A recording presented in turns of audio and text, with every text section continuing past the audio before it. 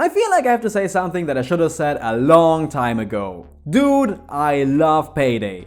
It's funny, I only have around 180 hours on the game, but in the last year I really began to fall in love with it. If you had told me 5 years ago that one of my favorite games of all time right next to TF2 would end up being a half-serious heisting horde shooter, I would have called you crazy.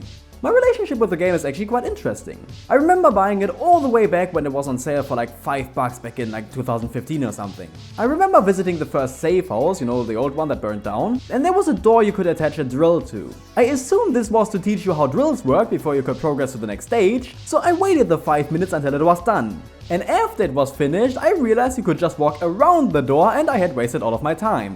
I actually stopped playing after that for a while. Later, I played it again with a friend, with my first heist being Diamond Store. I remember being amazed how the phones referenced IDKFA, an obvious Doom reference. Not much happened afterwards though, I don't even know if we finished the heist. I think we both crashed actually. Yet years later, when my good friend Bendroo and I were kinda done playing TF2 every day, we thought about what other games we could try. I suggested Payday 2, he said sure, and we played it. A lot. And these are some of the fondest memories I have both of the game and my friendship with Bendroo, which is I think also a reason for why I feel so close to the game. I remember him sending me a link to a file and saying, "Hey Jeremy, the latest update introduced a glitch and you gotta download this patch to fix it." I download it, we hop into a game, I go, hey, it worked, I can play the game, and then I pick up a loot bag and...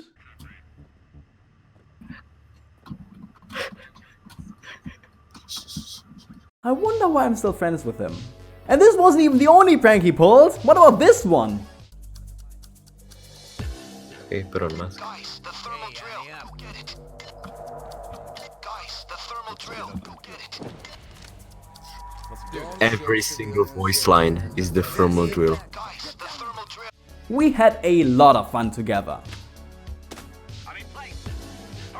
We actually played every single heist except for ones like Goat Simulator and the Bomb Forest for obvious reasons. I bought the Fox mask and I painted it red as a reference to Pyrocynical, and Ben got one too. I really enjoyed every single moment and I was always happy when I got to play with them. Look at it. You see this lamp? That's the Pixar logo. Hey, look at this lamp. Lamp. I didn't know what it was, but there was something about Payday 2 that I really enjoyed. I was especially pleased to being able to play as Jacket because I love Hotline Miami. And then one day, we just kinda stopped. We did all the heists and Ben didn't really want to play anymore, which was very understandable. I tried playing the game alone, but the fun was gone, so I stopped as well and just forgot about it. And then one day, something very peculiar happened. Something I would never quite forget. On Christmas in 2017, my brother gave me this brown cardboard box with Russian letters on it. Inside the box was a letter talking about a briefcase and a mask. This mask. And suddenly, I really felt like playing Payday 2 again. How could I not? Now I actually had Jacket's mask. That wasn't just a character in the game anymore, I could pretend it was me. And so I booted it up again and I built my entire loadout around Jacket. I was always too afraid of dodge before because it seemed too confusing. But Jacket doesn't wear armor, and so I tried it out and now I never want to stop using it. I put on the Sociopath perk deck, which, no Connor Shaw, you actually don't need a flamethrower and tons of armor for, you can just use regular weapons, and yes, it also works on Mayhem. I even put a ton of skill points into melee kills because, hey, gotta stay in character. And of course I also used Jacket's piece and the MK with the Hot Miami skin, for which I was really happy when I got it from a save that dropped. And I always make sure to melee kill the Commissar in the Hotline Miami heist. It's just too much fun. Even though the melee system in Payday 2 is flawed, it still feels like playing Hotline Miami in a way. And I absolutely love Jacket as a character in Payday 2. He just has the best voice actors in the entire game, and the idea of using a tape recorder to make a mute character speak is just perfect. His voice lines also crack me up all the time as well. I keep calling Dozer's Fettsack, meaning fatty in German, while mimicking his German voice actor just because he cracks me up so much. My brother loved that so much in fact that he drew this image based on it. And I swear, I will get Jacket's German voice actor and make him say that line and then I will mod it into the game. I gotta be honest though, I love all the voice actors, they do such a great job. Duke's well-spoken mannerisms, Stella's famous I need a medic bag, Jiro's over-the-top Japanese screaming, Jimmy's coked up screaming, they all just fit so well together despite being so vastly different. Another thing I really appreciate is how the Payday gang started out so seriously and mildly tongue-in-cheek, and despite adding so many crazy characters, even Jacket, Jimmy or Scarface, they haven't really lost that. Now imagine how crazy it would be if they added someone like H3H3. Now that would be insane. Good thing they didn't do that, right? Jokes aside, even those two did a really great job at the lines in my opinion, despite the memes. But really, the cast of Payday is also a big contributor to the game's charm. If any of them were missing, I think I'd be really sad. For example, I think if they never added Jacket, I'd have never played the game as much. I just can't wrap my head around the fact that Jacket is a playable character in another game that isn't Hotline Miami, in an FPS of all games in fact. Now, I don't really understand the lore or the story behind Payday 2, I joined all of it too late and it's a bit too much for me to catch up on. I am very interested in all of it however, and that started with the Brooklyn bank heist, which was added shortly before I got into the game again actually. Bane being replaced by another guy doing the announcements wasn't anything new for me, but after I finished the Reservoir Dogs heist, I thought to myself, oh man, I hope Bane's alright. And then I just wondered how all of that could have even happened in the first place. I'm actually bracing myself for the possibility of Bane dying very soon, and if that really happened, I'd be incredibly sad.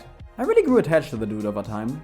I'm really going to miss him telling me not to kill civilians despite them running into my bullets, him googling instructions on how to cook meth in the middle of a firefight, and him being able to negotiate a deal with the cops or sending a ruthless killer back into the fight with his guns.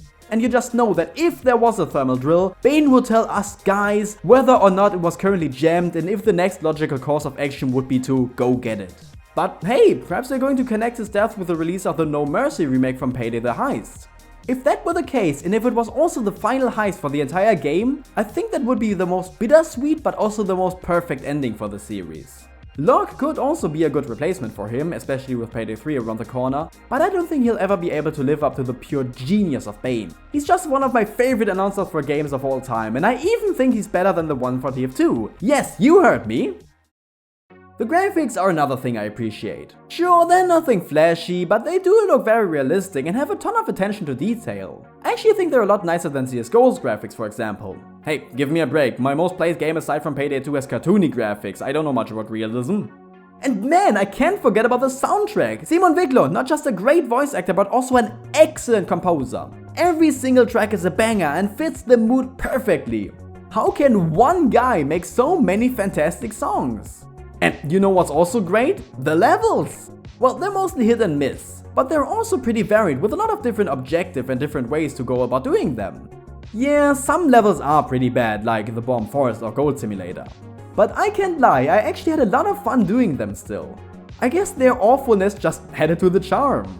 And hey, maybe one day I'll successfully stealth a heist by myself. The first times didn't really go so well. This was a test. Thank you. The driver's gonna bail. Make sure you're with him.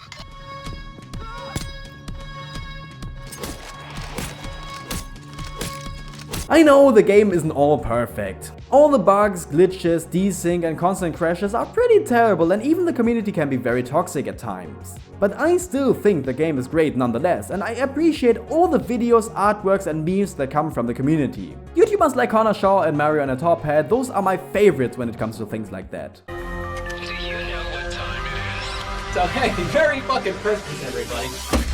I'm actually really hyped for Payday 3 too, and I think I'm even going to buy it on release, even if it might turn out to be just meh. I still hope it's going to be less along the lines of Raid and more of an improvement of everything Payday 2 had to offer. But if it should turn out to be terrible, and even if not, I think I'll continue playing Payday 2. Because it's like Smash Bros. Melee. It's not perfect by any means, but it holds a special place in the hearts of the players, and even if sequels to the game are released, they'll keep going back to the original. Despite all the crashes, despite the bugs, despite the cheaters, despite the imbalanced weapons, despite all the DLC, which was even worse before the Ultimate Edition, Payday 2 is a great game unlike any other, and no other game could replace it. And that is why I can see that, dude, I love Payday 2. Thanks for watching one of my first serious non-TF2 videos in a while. I would really appreciate if you told me how you liked this one, and if you would like to see more Payday 2 content in the future. And if you're new to the channel, please let me know if this type of content interests you. I just want to experiment with my videos a little bit, and I think talking about another game that I really love was a good start. But now to wrap things up, I'll quickly thank my patrons, specifically Alexis Chavez, Dr. TNT, RenMharti, who also draw this really excellent JoJo fan art, I love it, Zachary Leclerc, and as always, Xenomites. Thank you so much for your support, it really means a lot. And if you wanna support me too, you can become a patron or like and share the video or just watch it and subscribe, yada yada yada, who cares. Anyway, thank you very much for watching, have a wonderful day, and... Guys, the thermal drill, go get it! And in being able to renegotiate the cost with the deal,